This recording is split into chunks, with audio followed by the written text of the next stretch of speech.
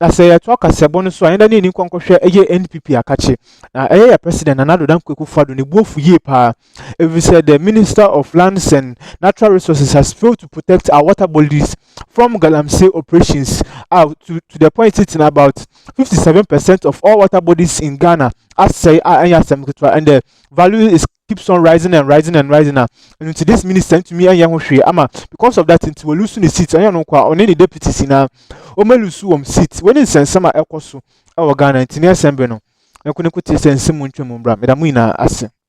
News details now. The minority on the Works and Housing Committee in Parliament is calling for the removal of the Lands Minister and his deputies over their failure to protect the country's water bodies and rivers from illegal mining. Currently, Ghana Water Company's production level has dropped from 70 to 40% nationwide due to illegal mining activities. But ranking member on the Works and Housing Committee, Vincent Opong-Asamoah, says the country will begin to witness the desired results when the sector ministers are sacked by the president.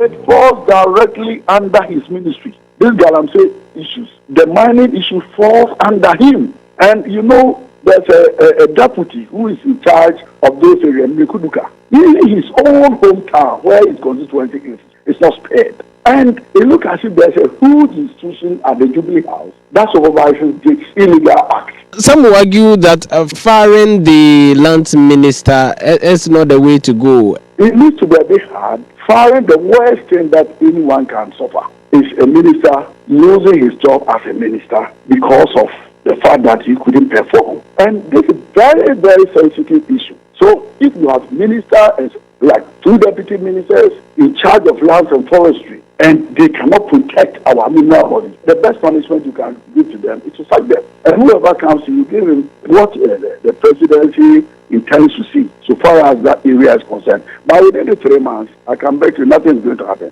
because we are getting into elections. Before we can bring it right now, the ranking member on the Water Sanitation Committee in Parliament, Hassan Suhuyini, joins us right now on the line right now. Thank you very much, Hassan Suhuyini, for your time here on Newsnight. We'll get to hear his thoughts on this. But as you know, this started off in the central region, where up to 60% of the water that they treat is currently silted. And that has become a big issue for the Ghana Water Company there. He is a ranking member on the Lands and Natural Resources Committee in Parliament. Mr. Suhuyini, thanks for your time here on Newsnight. Thank you, Vance.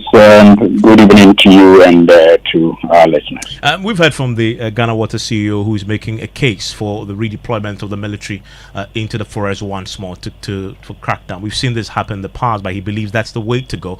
Where do you stand on this particular matter at the committee level, considering the devastation we are now seeing now is having a real impact on our ability to treat water for all of us?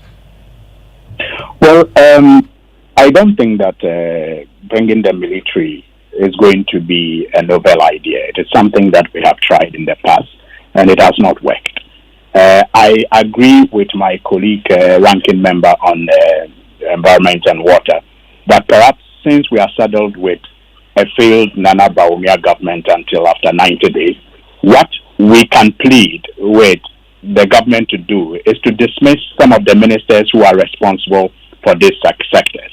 The ultimate would have been to dismiss the entire government that has showed, very, very abysmal performance by way of protecting these water bodies and dealing with the galamsey menace. But since we are saddled with them, I think that what we should plead with Nana Akufo-Addo and Dr. Bawumia to do is to at least fire the Minister for Lands and Natural Resources, fire the Minister for Environment, because these are the ministers who are supposed to oversee these sectors.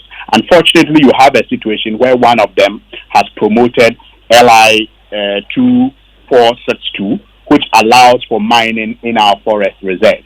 And you have the other looking on while this illegal mining menace is getting out of hand, where in some cases, like one of your reporters indicated, the impunity is just that repulsive. They do it now even by highways, like we saw in Konongo, and they do it in the forest, especially because the LI 2462 has been passed. So I'm saying that we may not be able to do much, but sending military to these water bodies will not be the ultimate, because we have done that in the past and we have had very little results to show. What will be the ultimate then?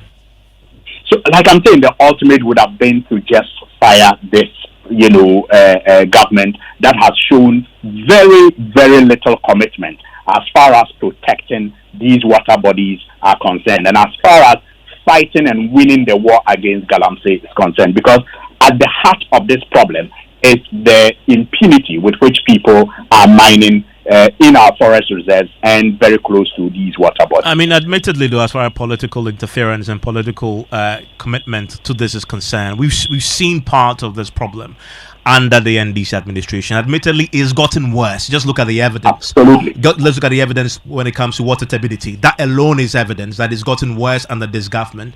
I guess the point is that both parties do not have great records in dealing with this decisively to the point where we eliminate it. Well, but there is a reason why it has gotten worse. There is a reason, and the reason is the abysmal failure of this administration, and especially because many of them are involved in this illegal, mining business. And you can name them. You just, can roll your eyes and the names will fall off your lips. Many of them are engaged in this business. And even when they declared the war against the menace and enjoyed a lot of goodwill from the people of Ghana, we were all shocked when, further revelations showed that they did not actually have the commitment to deal with the menace, but they were simply creating an atmosphere to further the businesses and the illegal activities of some of its members. I mean, Parliament resumes shortly, and we're not talking about solutions. Parliament resumes shortly. What is it that your committee is going to do to try and get some action that will create some outcomes that may lead to water turbidity reducing? Yes, in talking about solution, there's the need for us to identify responsibilities and assign them to those who are expected to, carry out those responsibilities, and also to be bold enough to point out to people who fail in their responsibilities. So, as Parliament, clearly, we have been raising these issues and also lending our support to government in every way possible, whether by way of policies and programs that they bring up, whether budgets that they need voted for the fight. We have always, given our support to help government to fight against this menace. Unfortunately, if government is unable to do it, I'm saying that what we expect the government to do for now, because we are saddled with this failure, is at least to make some moves that will give an indication that it is willing to do something about the menace. And one of the things they can do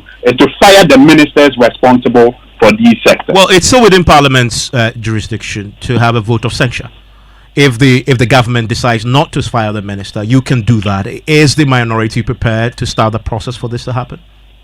You know the nature of our Parliament. Yes, it is something that we will be willing to do. We have tried it before, and you know how it ended. Because in the end, people will be whipped in line, and it will become partisan. Remember the vote of censure on the finance minister and how it ended. So I am surprised that we will still be interested in exploring,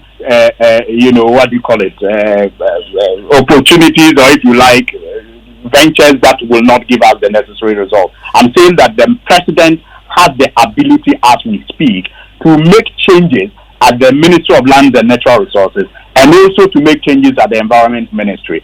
And I am hopeful that when they make those changes, perhaps the new ministers, if they are minded to leave anything to their credit, will take some, drastic measures. Those changes, those changes, won't happen. That's why the people elected you members of Parliament and give you the power to do it if the executive president fails to do it.